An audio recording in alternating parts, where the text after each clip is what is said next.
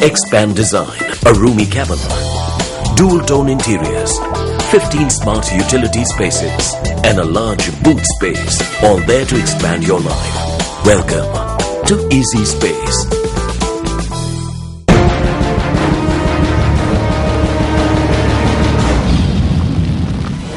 At least 10 people have been killed in an Israeli airstrike on another UN-run school in Rafah, housing Palestinians displaced by the Gaza conflict. Now, the shelling of another UN shelter last week in Jabalia, which killed 16 people, drew widespread international condemnation.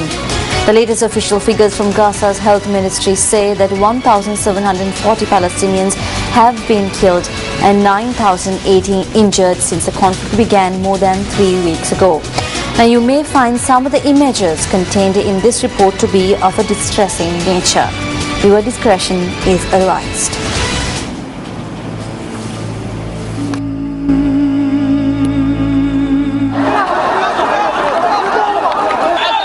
Thousands of Palestinians were believed to be sheltering in the facility in Rafah in the southern Gaza Strip. The Israeli military has not commented but has been carrying out renewed strikes in Gaza.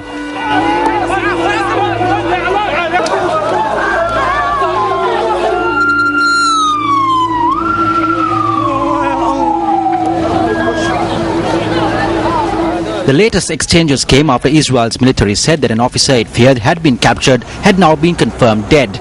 Hadar Goldin went missing on Friday near Rafah. Confirmation of 2nd Lieutenant Goldin's death means 66 Israelis have now died in the fighting, all but 2 of them soldiers. A Thai worker in Israel also died. The bombardment of Gaza goes on relentlessly, with Israeli Prime Minister Benjamin Netanyahu indicating that the military offensive could go on even after its objective of destroying Hamas tunnels is met. צה"ל פועל וימשיך לפעול. The IDF is working and will continue to work until completion of our mission. After the completion of the action against the tunnels, the IDF will prepare to act for our continued action according to our defense needs and only according to our defense needs until we reach our objective, restoring security to you, Israel's citizens. השבת הביטחון לכם, אזרחי ישראל. Speaking in English, Netanyahu commended the relationship the country has with the United States. The United States has given us tremendous support. Material support with Iron Dome, not only the one that they received, but now both houses of Congress, with the support of the administration, have offered to agree to the request that I made for an additional $225 million for additional Iron Dome protection. That is a lot of support, and we deeply appreciate it. And that is the substance of our relationship. In Washington, D.C., though, the mood was decidedly less approving. Thousands of protesters gathered in front of the White House to protest against Israel's offensive in the Gaza Strip and demand an end to the violence.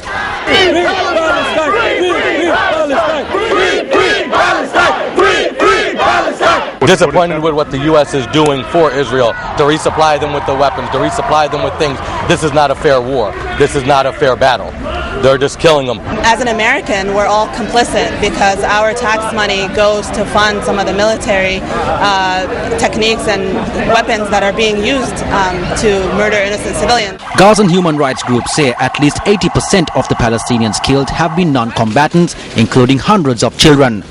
The UN Human Rights Council last week accused the Israelis of disproportionate and indiscriminate attacks and launched an inquiry into possible war crimes. In spite of international condemnation and mobilization of diplomatic machinations in Gaza, the shedding of blood and tears continues.